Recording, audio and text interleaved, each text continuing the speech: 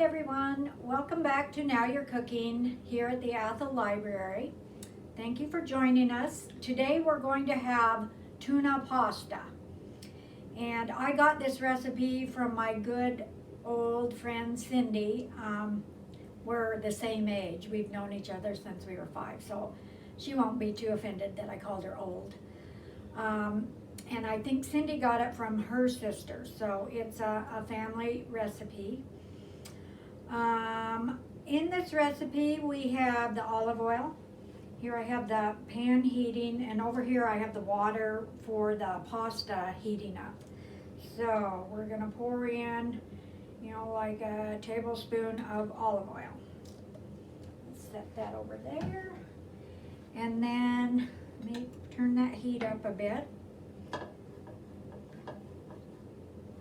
And I've already chopped up, I've diced one red bell pepper, a smaller one, not too big. And the amounts or the quantities you put in also depends on how many people you're going to feed. And I'm saying this will feed 4 people, so almost a whole medium size green bell pepper, chopped or diced or chopped. And there that goes. A lot faster to do it ahead of time. And if I do have certain techniques for chopping an onion and a bell pepper, and I do show those in some of the previous Now You're Cooking shows. So. And then all medium yellow onion diced, add that too. This is a real easy recipe and delicious. Put that over there. Get this going. I think I'll add a little more olive oil.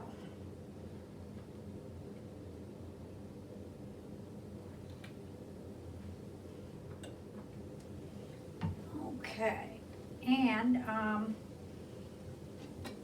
this is about 2 stalks celery, chopped, diced. Add that in too. And then I've got 2 cloves garlic, or 1 large. And also that depends on how much garlic you like in your dishes. So stir that up. I brought my garlic press. Calls for chopped garlic, but I use this press for garlic anyway. It's called for in a recipe just because it's easier. I don't like messing with it, and it's sticky and then it's stinky, so I just use this press, which if you're going to get a press, they're real handy to have. Get a good quality one, because squeezing a bunch of garlic over time can really be a lot of work on this little tool, so you want a good quality tool to begin with. All right, and I have brought my love bucket in here before. I put all the extras from the vegetables into that and then throw them in the compost pile. And then we have fennel seed, which gives it a little bit of a licorice flavor. Doesn't take much, so maybe a 1/4 to a 1/2 teaspoon. And I just sprinkle it in there. Don't get too much. You only want a subtle hint of that. And then dried oregano. And you can put in about a teaspoon of dried oregano.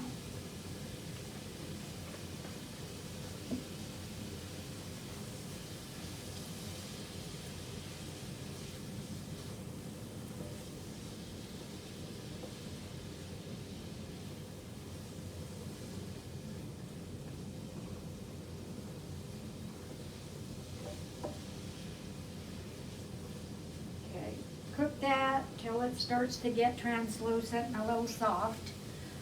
1 to 2 cans tuna in water.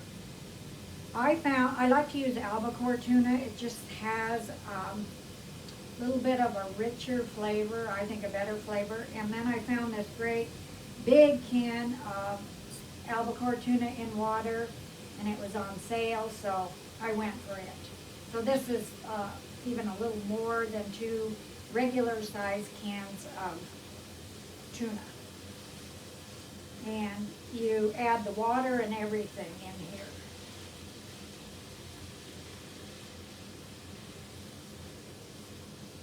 It's looking good. I'm just going to dump it in there.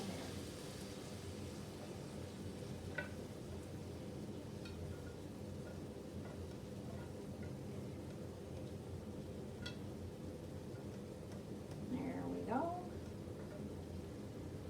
Okay.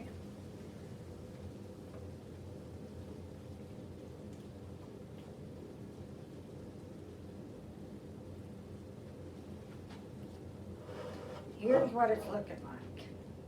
So you just want to break up those chunks of tuna, get them into bite-sized pieces.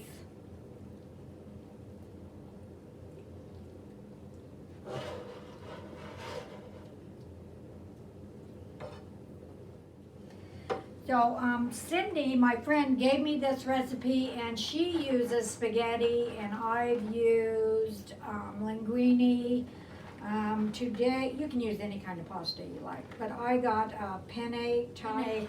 So I'm just going to dump, well, I think if we dump the whole thing in there, that'd be too much pasta. So I'm going to dump in about 3/4 of this box, and it is a 1 pound box of pasta. And here it goes.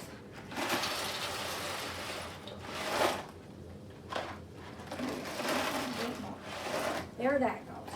I really like Barilla brand pasta. It's got good flavor, and it goes on sale pretty often when you can get it for like $1 a box or a bag. And it's consistently good. So stir around that pasta.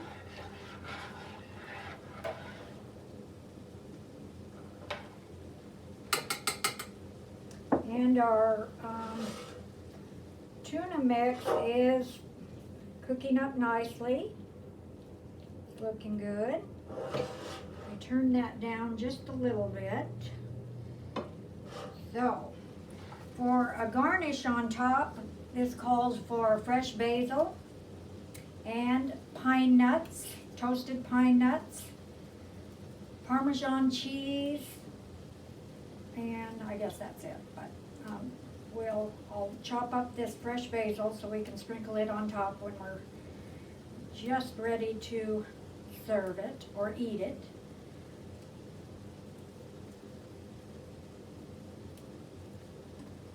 There. We don't want to waste any of this.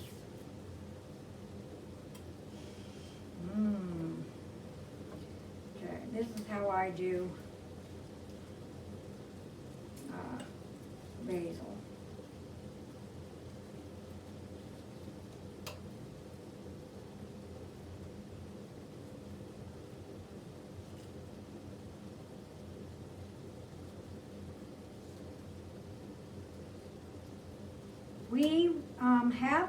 We'll have this recipe.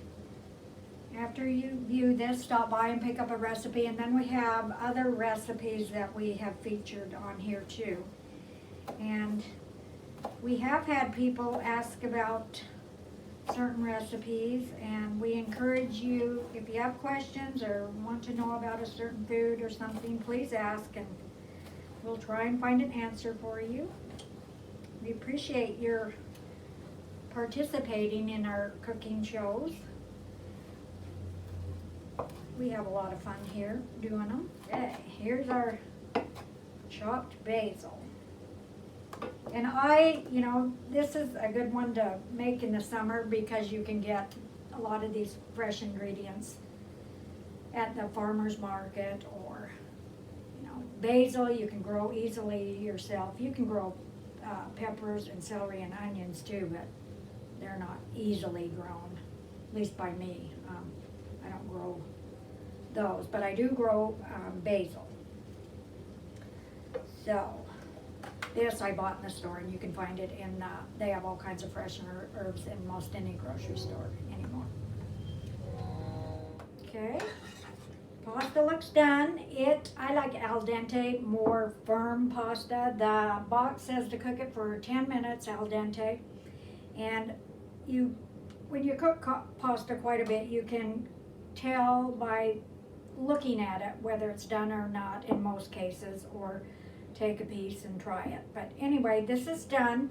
One last thing we're going to do is, in this cup I had some better than broth, chicken broth flavoring in here, and I'm going to dip it in the pasta water, and I'm adding it to our dish.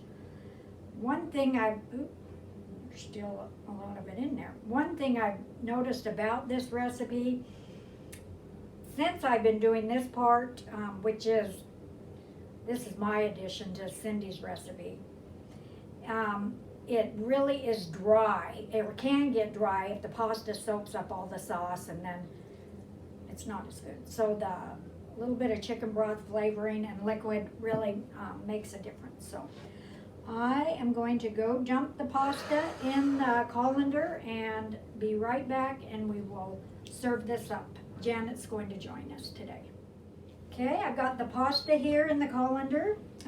We do have some salt and pepper here at the library, so I am going to add some because it does bring out the flavors of the other ingredients. And salt is wonderful. Yeah, it's kind of stuck in this thing. Anyway, you get the idea. You can always dish it out and serve it and let the individuals add their own salt and pepper, which is the best thing to do, really, unless you know them and know what they like. So I'm gonna dish it out here. Should have brought my pasta fork. Forgot my pasta fork. Pasta spoon, utensil.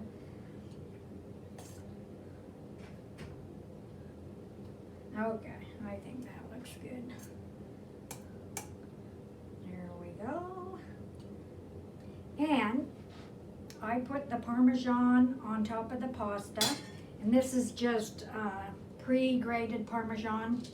We get the big bag from Costco and keep it in the freezer. It lasts forever. Some Parmesan, and then the tuna sauce.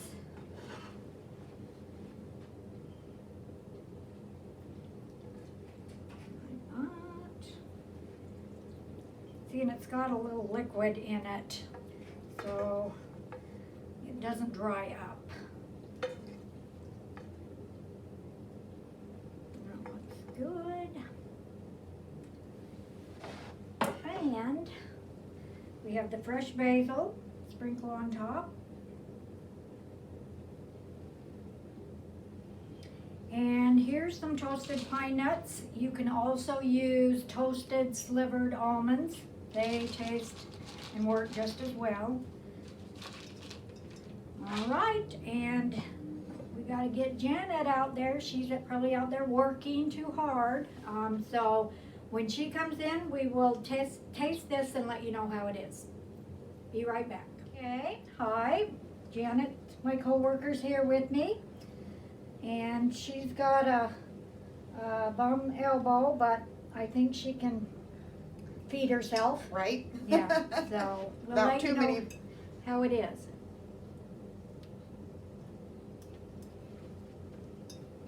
Mmm, very nice.